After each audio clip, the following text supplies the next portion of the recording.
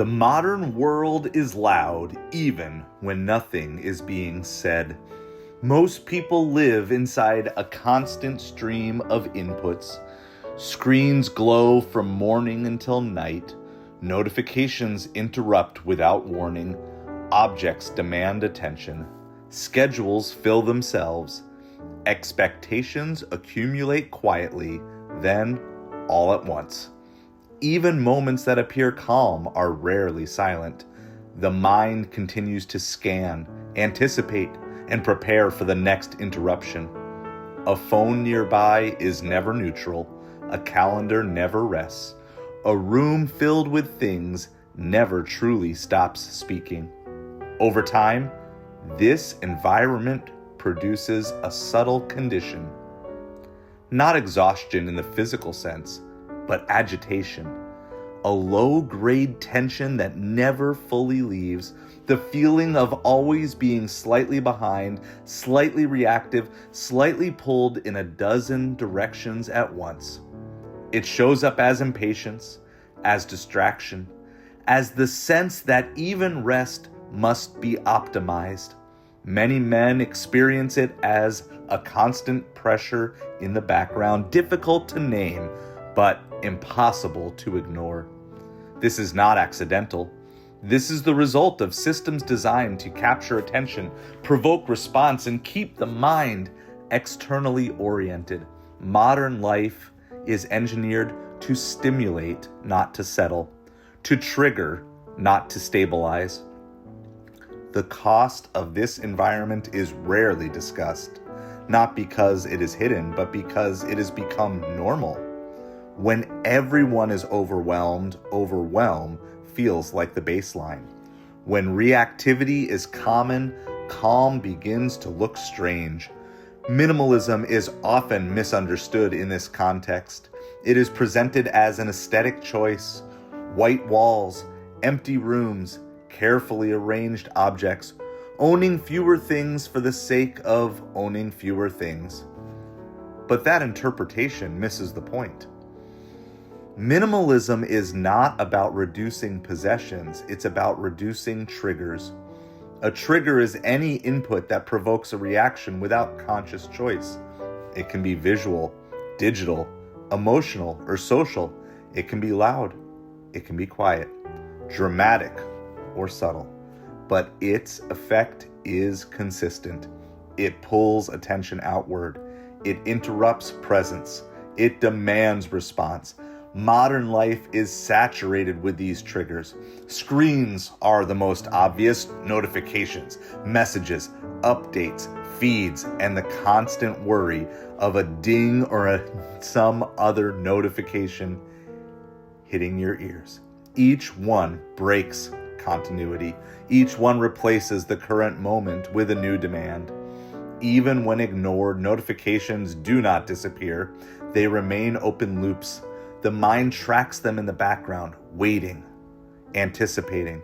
Over time, attention fragments, focus weakens. The nervous system stays alert even though nothing urgent is actually happening. The mind learns to expect interruption. Possessions create another layer. Every object carries weight, not just physical weight, but psychological weight, maintenance, cleaning, organizing, repairing, replacing, deciding where something belongs, deciding whether to keep it, deciding what to do with it later. None of these decisions are dramatic on their own, but together they form constant mental noise. A room full of objects is also a room full of unfinished and sometimes unstarted conversations. The eyes move constantly, the mind follows. Commitments function the same way. Meetings, obligations, favors, social expectations. Many are accepted automatically, without reflection, without alignment. Each commitment becomes a mental placeholder. Attention is spent anticipating it. Energy is spent preparing for it. Focused is lost recovering from it. Time is not just consumed when the event happens. It is consumed in the lead up before and in the recovery after. The calendar reaches forward and backward, quietly occupying the present. Then there are the internal triggers: comparison, anticipation, regret, the pressure to respond quickly, the pressure to remain visible, the pressure to keep up. These are reinforced by external systems and also experienced internally. The environment trains the mind, and then the mind continues to work, even in silence. The result is not productivity or fulfillment. It is reactivity.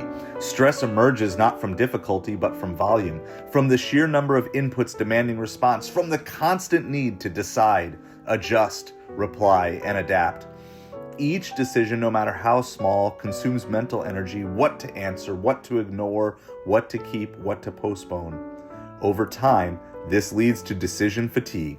The ability to choose deliberately erodes. Reaction replaces intention. Emotional reactivity follows. When the mind is overloaded, small disruptions feel larger. Minor inconveniences provoke disproportionate responses. Patience shortens. Attention scatters. Control feels fragile. The loss of internal control is often mistaken for personal failing. Men blame themselves for lacking discipline, focus, or resilience. In reality, it is an environmental issue. The system is overloaded. The Stoics understood this long before modern technology. They observed that freedom does not begin with external conditions, but with internal order. And internal order requires control over what enters the mind in the first place. They distinguish carefully between what could be controlled and what could not as philosophical abstraction, but as daily discipline. Attention was treated as a finite resource. To waste it was to weaken oneself. To scatter it was to surrender agency. Voluntary restraint was central to this discipline, not as punishment, not as deprivation, but as training. By limiting unnecessary stimuli, one strengthened the capacity to respond rather than react. By reducing exposure, one increased stability. This is where minimalism aligns with Stoic thought. Minimalism is not an aesthetic. It is not a rejection of comfort. It is not an identity or a signal. It is a defensive system. By reducing inputs, the individual reduces the number of triggers competing for attention. Fewer triggers means fewer reactions. Fewer reactions create space for choice. This applies first to physical space. A room with fewer objects is not simply cleaner, it is quieter. The eyes move less. The mind settles more easily. Attention is not constantly pulled toward unfinished tasks, visual clutter, or reminders of obligations. The environment stops asking questions. It applies equally to the digital environment. Fewer notifications, fewer platforms, fewer feeds competing for attention. Each reduction restores continuity. The mind regains the ability to remain with a single thought. Silence returns not as absence, but as stability. It applies to schedules. Fewer commitments chosen deliberately. White space is not wasted time. It is recovery. The freedom on the calendar allows the nervous system to downshift. It restores depth. A man with margin can think. A man without margin reacts. It applies to social obligations. Not every invitation requires acceptance. Not every expectation deserves compliance. Boundaries are not rejection. They are preservation. Reducing emotional triggers preserves internal stability. This reframing is important. Minimalism is not deprivation. It is not about living with nothing. It is about living with intention. A man who controls his environment controls his reactions more easily. He is not constantly pulled into urgency. He is harder to manipulate because fewer levers exist. Calm presence is often mistaken for passivity, but in reality, it signals strength. It indicates that responses are chosen, not forced, that attention is guarded, that energy is conserved. In environments designed to provoke, non-reactivity becomes a form of quiet authority. It does not announce itself. It does not seek recognition, but it is felt by both the Stoic and those around him. This is why those who reduce triggers often appear grounded, not because they have solved life, but because they are less entangled in unnecessary noise. They move deliberately. They listen fully. They respond slowly when response is required. The goal is not control over everything. That is impossible.